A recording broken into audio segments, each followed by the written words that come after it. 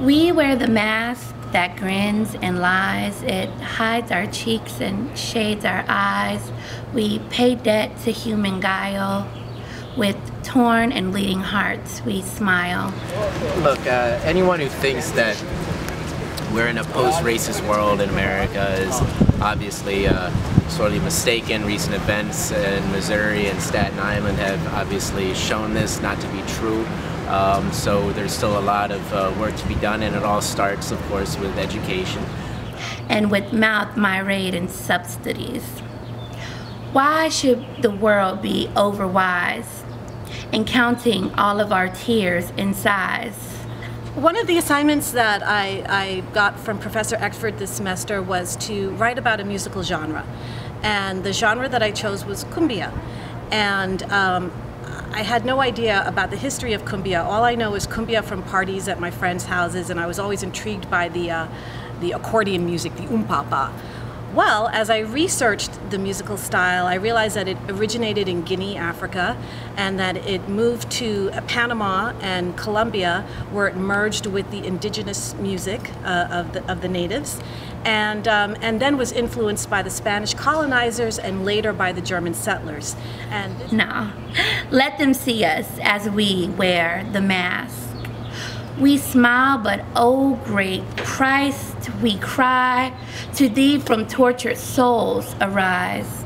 We sing, but oh the clay is vile, beneath our feet that long, long mile. But let the world dream otherwise. We wear the mask. Hi, my name is India, and 5 influential Black African Americans that inspire me are Marcus Garvey, Huey Newton, Angela Davis, Kathleen Cleaver, and Barack Obama. It's remarkable to me that we have very few classes dealing solely devoted to African history or African studies or African culture.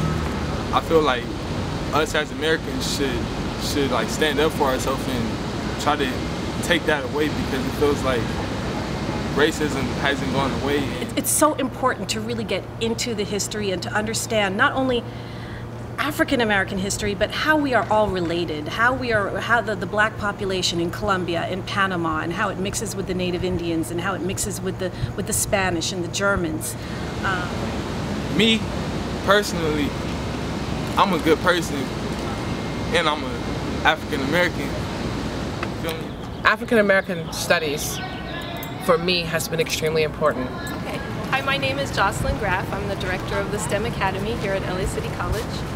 I think African American studies courses and courses on other ethnic and racial groups are important at this campus and at every campus, because I think students need to understand not only the perspective of their own group, but also the perspective of other groups that they may not have thought about before.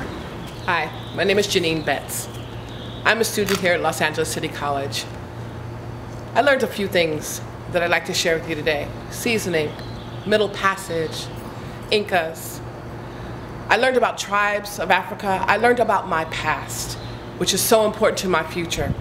Not only is it important to mine, but those students that come behind me. The reason that I think it's so important that we keep these African American studies classes and to increase the level of intensity that we have in these classes is because you can't do anything about your future if you don't know your past. Cut. What becomes of a dream deferred? Does it dry up like a raisin in the sun, or fester like a sore and then run? Does it stink like rotten meat, or crust and sugar over like a syrupy sweet? Maybe it just sags like a heavy load. Or does it explode